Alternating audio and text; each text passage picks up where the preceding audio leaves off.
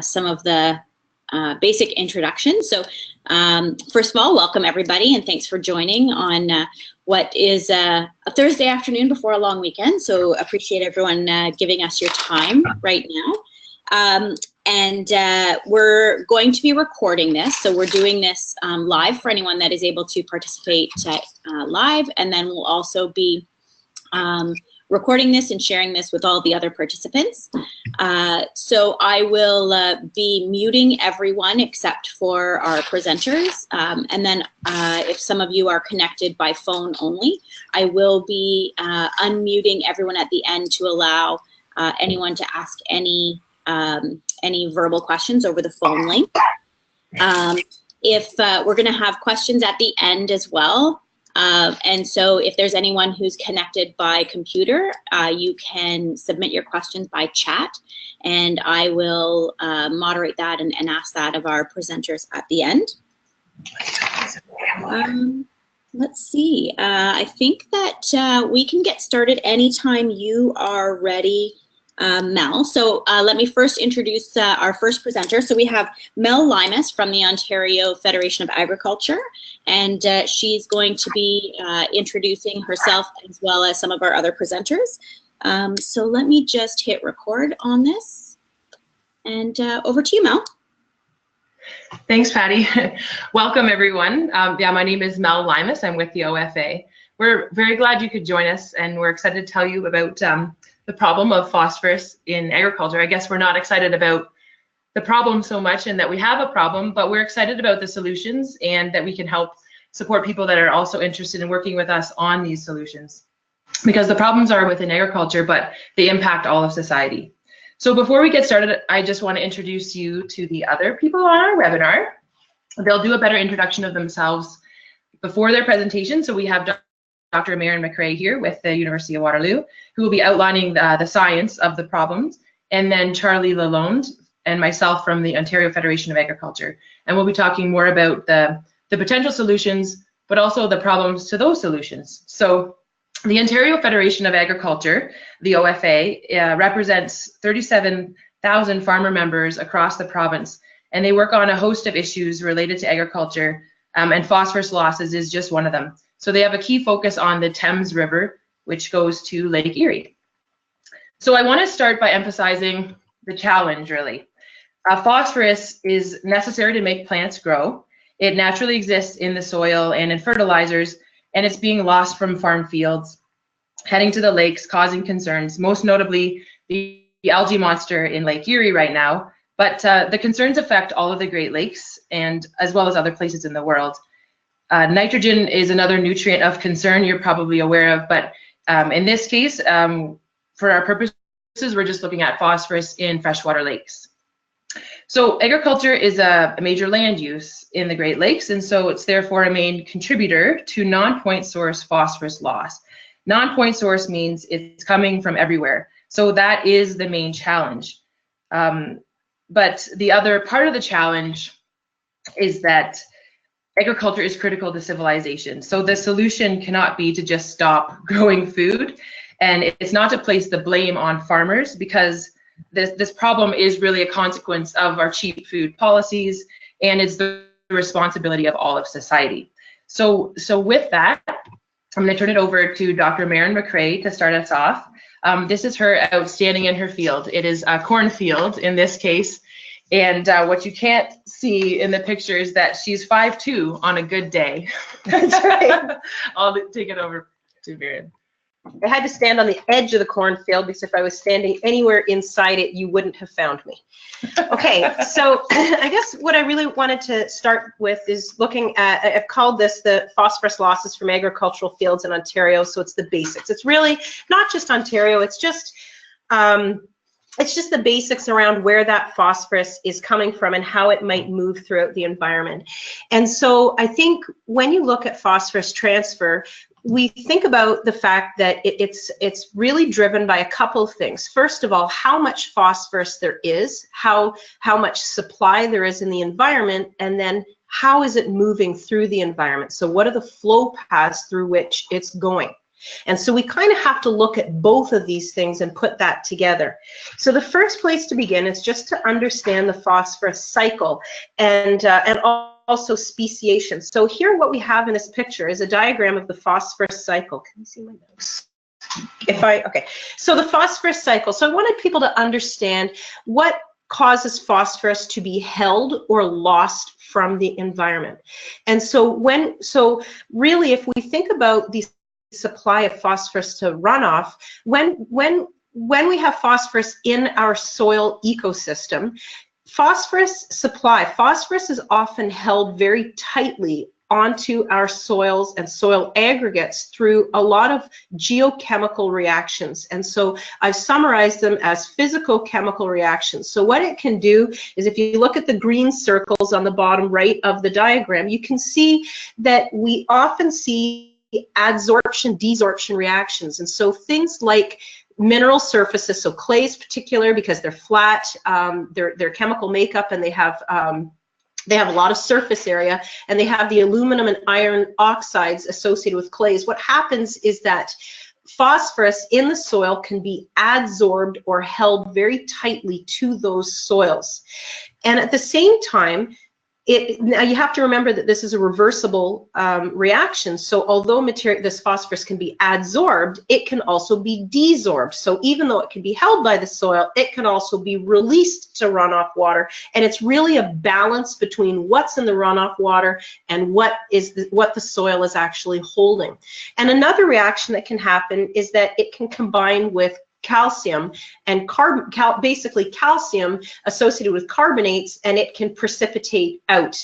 And so these are really the primary mechanisms that are holding on to it geochemically. So at the same time that these reactions are actually happening in the soil, you can also see some biological cycles at work. So you can see there's some blue diagrams with blue boxes with arrows. You can see that there is some secondary mineral fertilizers or atmospheric deposition of dust that can move into the soil, but you can also have plant residues, so decaying plant matter or animal manures, biosolids, and these things are released or added to the soil, where you can have a decomposition reaction that we talk about. We talk about the mineralization of this organic form of phosphorus, where you can then have the release of that phosphorus in a mineral form that can then either go back into those geochemical cycles, or basically it can be released to runoff. And it's all, the important thing to remember is that it's a balance of a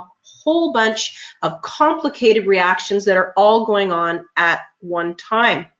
So we don't necessarily get into all of those different things. What we talk about is 4 general forms of phosphorus. So when you talk about carbon, we talk about CO2, so carbon dioxide or methane, CH4, nitrate, NO3, ammonium, NH4. For phosphorus, it's really, we operationally define what we're looking at. And so we have soluble or the dissolved fractions, or we have the particulate fractions. So in the soluble fraction, some of that is available phosphorus that's plant available or bioavailable. And that's definitely the stuff that we are the most interested in, because that's the stuff that's really driving a lot of the algal blooms that we're trying to prevent. And then some of it is also in an unavailable form, but it's still classified as being dissolved, and I'll come back to that in a moment.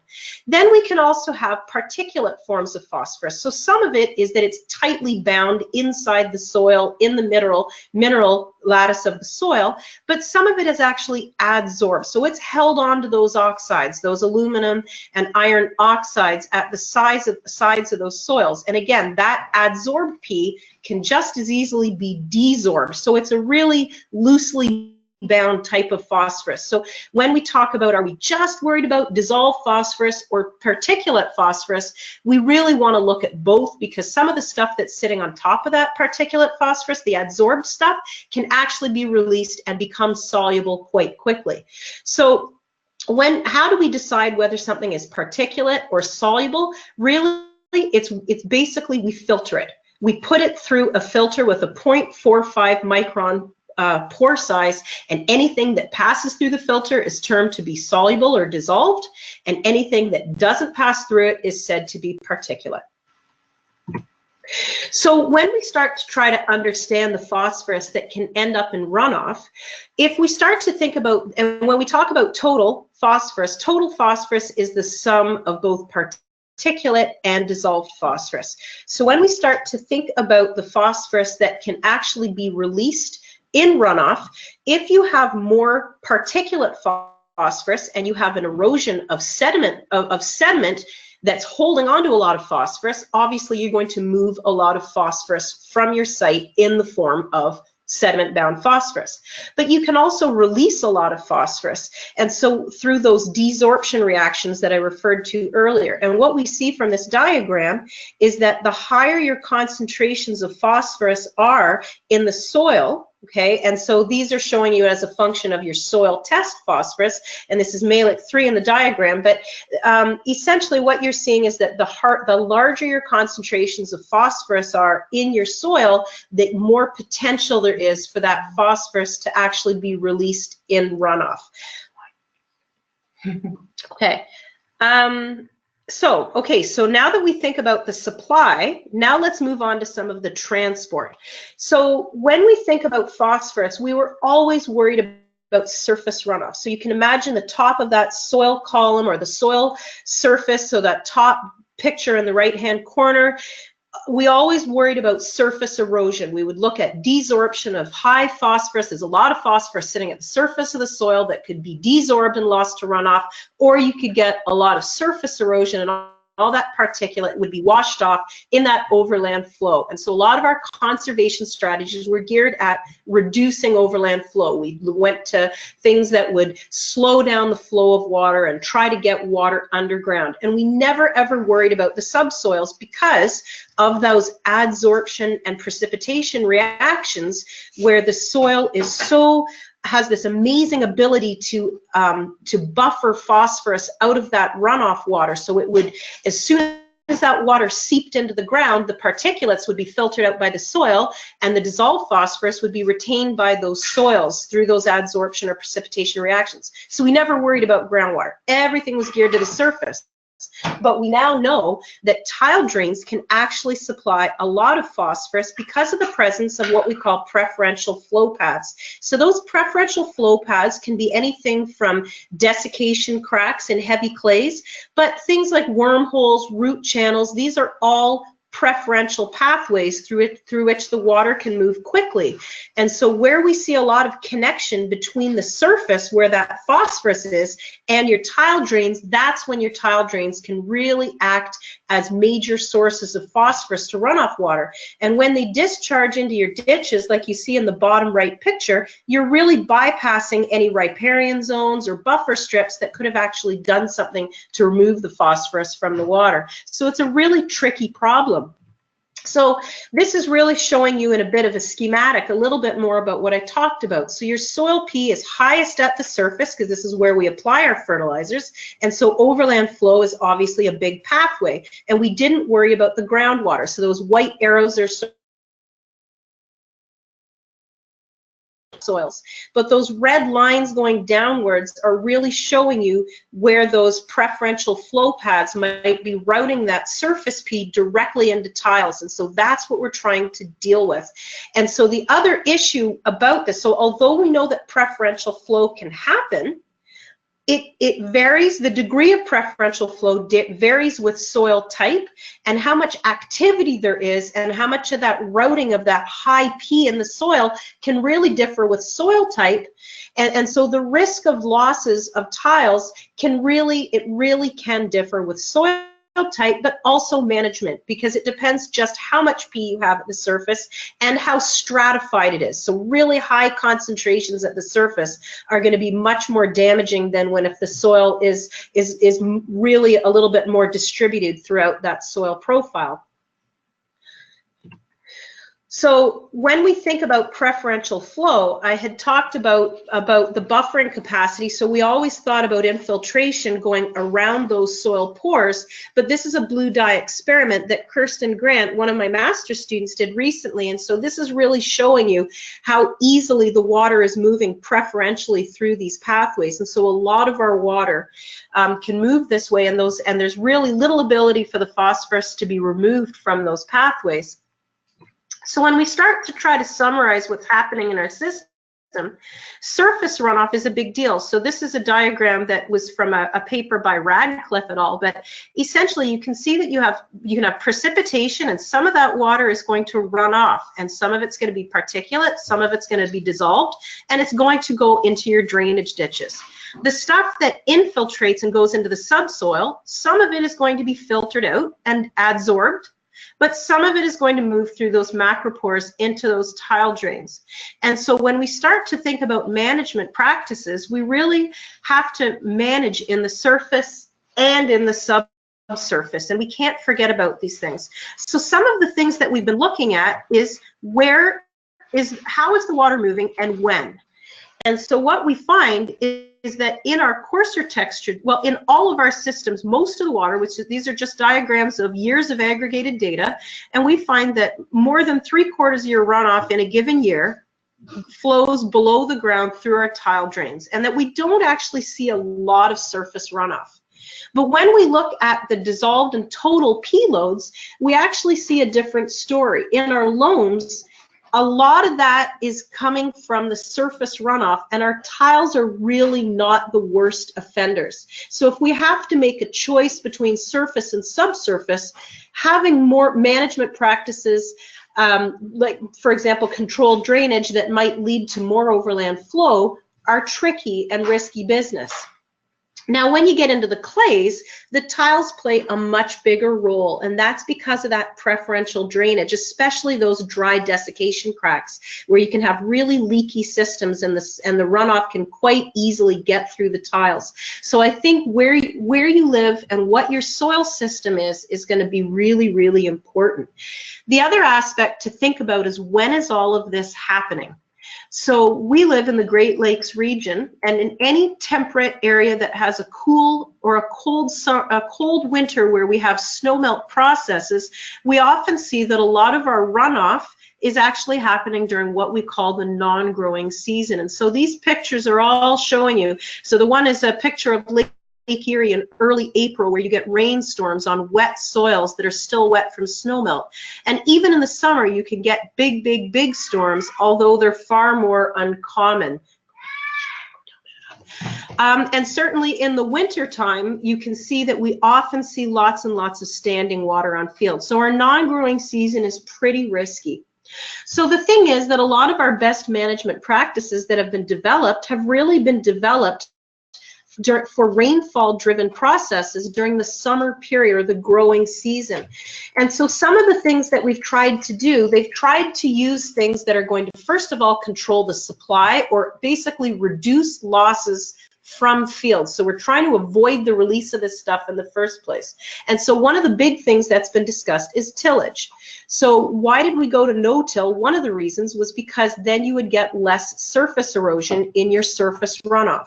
The problem is in a tile drain landscape, that can actually enhance preferential flow between the surface and tile drains, especially because when you don't till, you can get more stratification of phosphorus at the surface. So you get super concentrated phosphorus on the surface that can be rapidly routed into tile drains. So there's some discussion over whether no-till is in fact better or worse. But again, you can't lose sight of the fact that this is a trade-off. You know, one that's good for tiles may not be good for overland flow. So there's a lot of balance around that we have to deal with.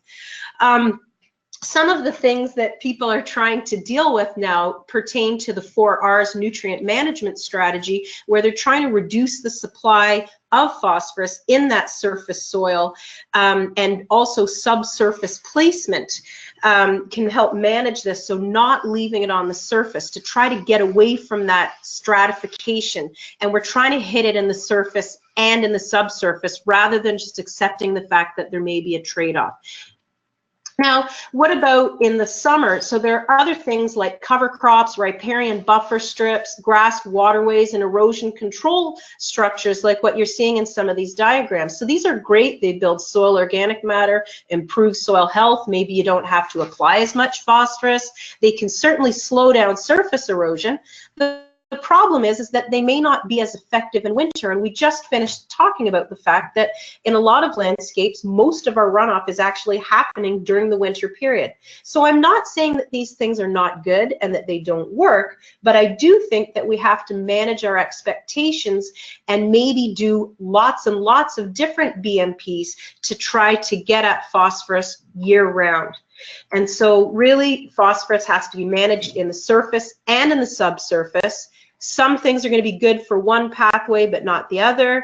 You have to think about seasonal variability. You also have to think about differences with soil texture. So think about those leaky clays compared to your loams. And then you also have to remember that phosphorus loss is a wicked problem and that solutions have to make sense. And things like not applying any fertilizer or getting rid of tile drainage are not necessarily going to be a solution when we have to be able to grow food. And so these are solutions that have to make sense. And that's all I have, and I'm going to pass over to Charlie. Thanks, Dr. McRae. Every time I hear Maren, my brain explodes a little. So you may have to just watch that again. Thank you so much. So Charlie is next. He is also outstanding in his field. He's significantly taller than Maren. But he's also been working with farmers, so has more of a boots on the ground perspective, and also has a little bit of a different take on it. So take it away, Charlie. Thanks, Mel, and hi, everybody. On an annual basis, I visit probably 100 farmers every year through different projects. This one is particularly challenging because a lot of the visits take place in November to May, when the phosphorus problems are heightened by the transport mechanisms. So we're going to give you a little bit of background into the drainage systems. So for those of you that are on the east side of the Great Lakes St. Lawrence Basin, you basically have a combination of flat and rolling lands. So the drainage required varies. In some cases on a rolling land, everything can happen through surface drainage. On the flat lands, predominantly in the far eastern Ontario portion, as well as in southwestern Ontario, it's a combination of tile drains as well as some surface control. The tiles are subsurface, probably drilled down in the soil at maximum 3 feet, so that it drains the top part to allow the plants to grow. The spacing between the tiles vary from 30 feet down to 20 feet. On the clays, farmers have learned that they need very tight spacing to create a dry surface. The tiles have to drain somewhere. So we have a municipal drain system throughout Ontario, and these municipal drains accept all of the water from the different farms, as well as from rural sewage treatment plants and from small urban centers. And these are just great pictures of the work that was done almost 100 years ago, right up to the early 60s. Was pretty much all dug by hand, and it was clay tiles that were placed in the ground. And in those days, digging every 40 feet was all that these farmers could do. And we moved to where we are today. We can put perforated plastic tiles using equipment, as well as GPS sensors. So we control the elevation And we can put tiles that are 4 inches right up to 20 inches. And in some cases now, farmers prefer to have buried municipal drains that go through their property so that they can farm on top of it. And in those cases, the drains can be up to 40 inches. So when you look at the topography and you look at the drainage system, you end up with a lot of different factors to manage. You throw in the crop type. In this picture, it's a perennial grass crop. So that really slows down water flow, whether it's growing season or over the winter, because there's a thick mat on the ground. If you're dealing with crops that are annual and they've been tilled, the water tends to flow from these lines a lot quicker. So on any given field, you could pick up in as much as 8 hours up to 2 inches of rain that flows off that land. And on some more diverse landscapes with fences, with crops, the water flow could be limited to a ½ inch, even though the land received 2 inches of rain. Here's an example of a vegetable growing area, and it's on muck soils. And all I can say about muck soils, you take the science and you turn it upside down. Because it's soils that they lose the water very quickly. They require a lot of irrigation. When you irrigate, all of the salts will leach out into the tile system and out into the drains. And in this case, what you see in the waterway is water that has had a lot of phosphorus, and under summer conditions, you get algae growth. The the switch between releasing water or not releasing water after a rainfall event, it's all or none. What happens at 2 hours after a rain or 8 hours after the rain, it's pretty much all the same because the soil has a very poor retention capacity. So we talked a bit about the different soils and the different pathways that they can release water. Everybody is used to sand and the commercial use of sand filters to purify water. But when you get into silts, it's really the transport mechanism really accelerates when the soils are wet, because the soil particles kind of slide one on each other and the water goes through quickly. Whereas in the clays, the exposure in the summertime comes through drought. As the clay separates, it creates cracks that can be up to 1 inch wide. And farmers are really cognizant of this, and they have to limit fertilizer application or other nutrient application during that period.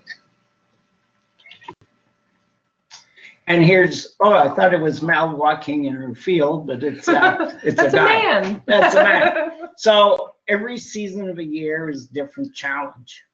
And what we're hoping to get you thinking about is what are the solutions that might be applicable. And these solutions have to work in wintertime just as much as they do in the spring or summer. And they have to be simple. So when Maren was showing you some of the work that was going on and the measurements that were being made, we need to be able to measure the success of your thought but in the end, the commercial application has to be simple so that farmers themselves can implement that on their fields. And by the way, when I was talking about cracking, the picture at the bottom left-hand side is a good example on how the soil creates these cracks that allows water and nutrients to flow. And in the farming community, we try to do a few things to avoid, to control, and to treat the water. And I would like you to concentrate a lot of your efforts on treating the water. We have best management practices. We have momentum in the farm community to implement a lot of best practices. But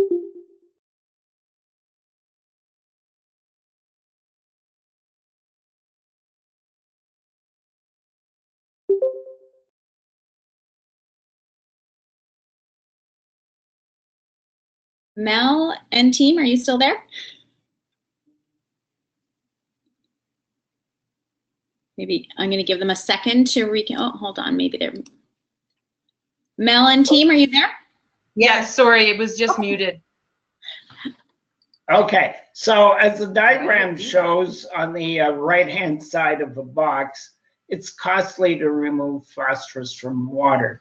And what we're looking for is win-win situations. How can we use part of nature and also part of technologies to be able to remove phosphorus from water?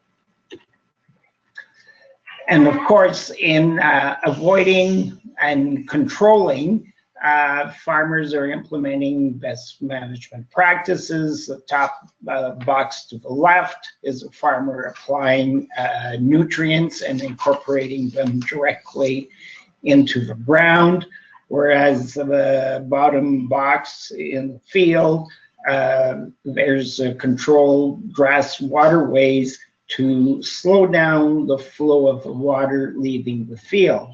So if you have an inch rainfall in a few hours, if we can keep that in the field longer, then there's more infiltration. And of course, treatment.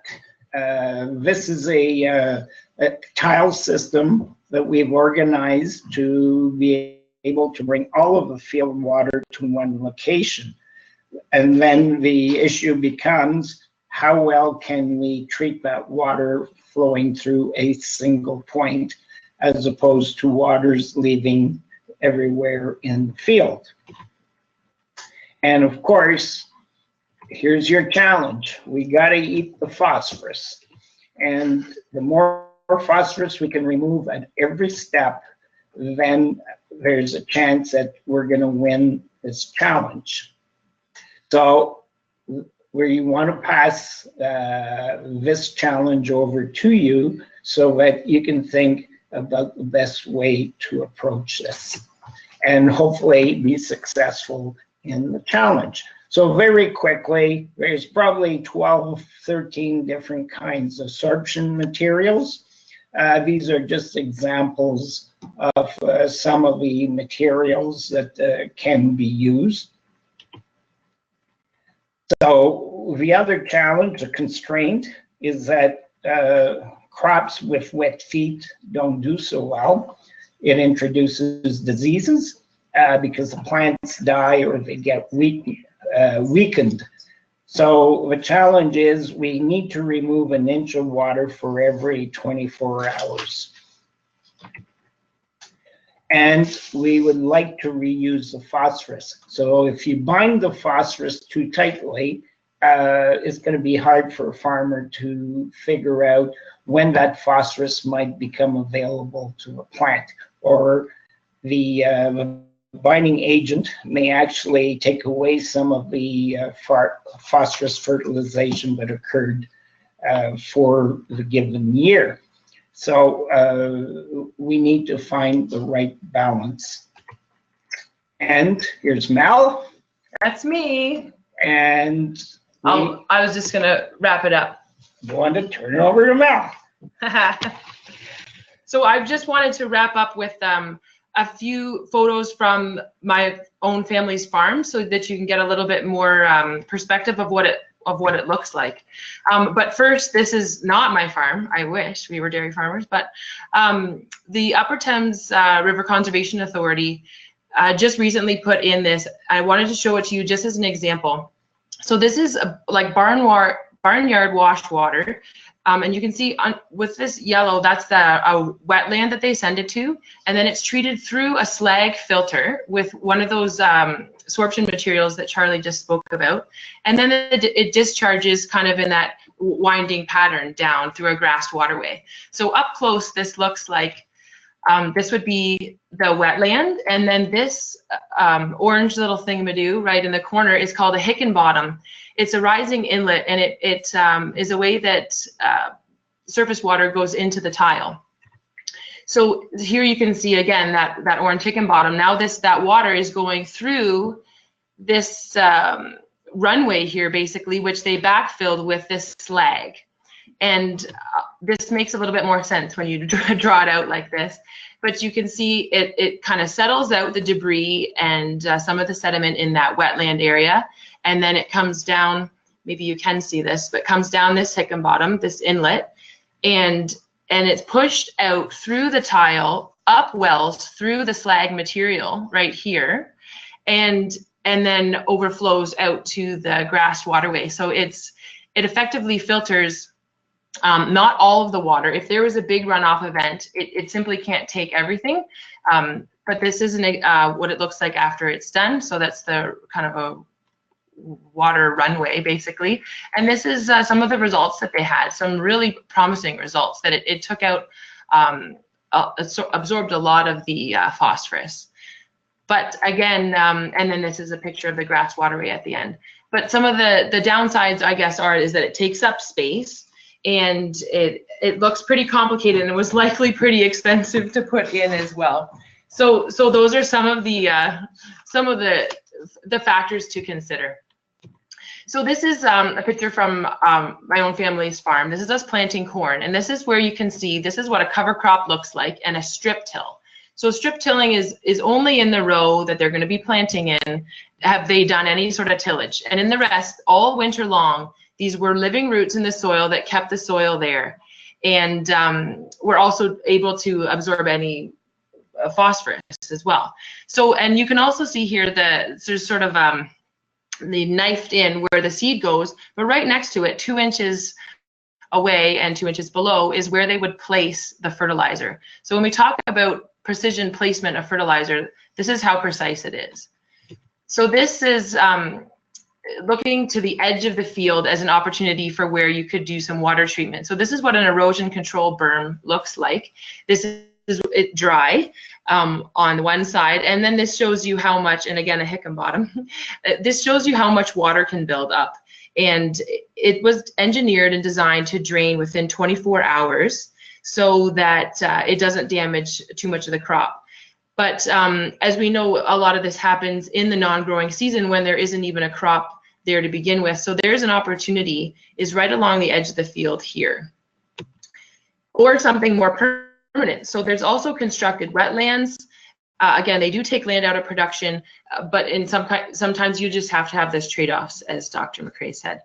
And windbreak planting. So this is also good for stopping wind erosion, but they can also be more permanent structures along the sides of fields that could also be places and opportunities to do some sort of treatment. So our dream team, I think, would involve someone that's got background in hydrology, engineering, chemistry, mix them all together. And don't worry if you don't have the agricultural background, because that's what we're here for. We can add the Aggie, because any solution that's going to be good has got to be practical to the farmer, and we can always connect you with the resources that you need. So on that note, and this is our last slide of our resources, there's a few websites here you can have a look at, but also please do rely on Charlie and I as resources, because we want to help you with this, and you might come up with the solution that we had not even thought of, and don't be afraid to really think outside of our box, because again, we're coming from one perspective, and we don't want to discourage any new ideas, and we want to encourage you to to choose this stream and try to work on a solution with us, because it's so critical. We're talking about feeding the world here, and I think that it's really important that you would want to join with us and solve these problems with us. So I think that is it. I will send it back to Patty to ask for some questions. Awesome. Thank you so much. That was really, really interesting and entertaining too. So it's proof that you can learn and have fun at the same time. So thank you very much, Mel and Charlie and Dr. Marin. So I will ask if there's anyone that is connected by the computer. If you want to type in a question in the chat, I will moderate those. And how about I'm going to unmute everyone. So if you don't want to speak, you can mute yourself. But if you do have a question, you can go ahead and ask that. I'll give a second if anyone wants to ask any questions. While we're waiting, if anyone wants to ask any questions, I will say, Dr.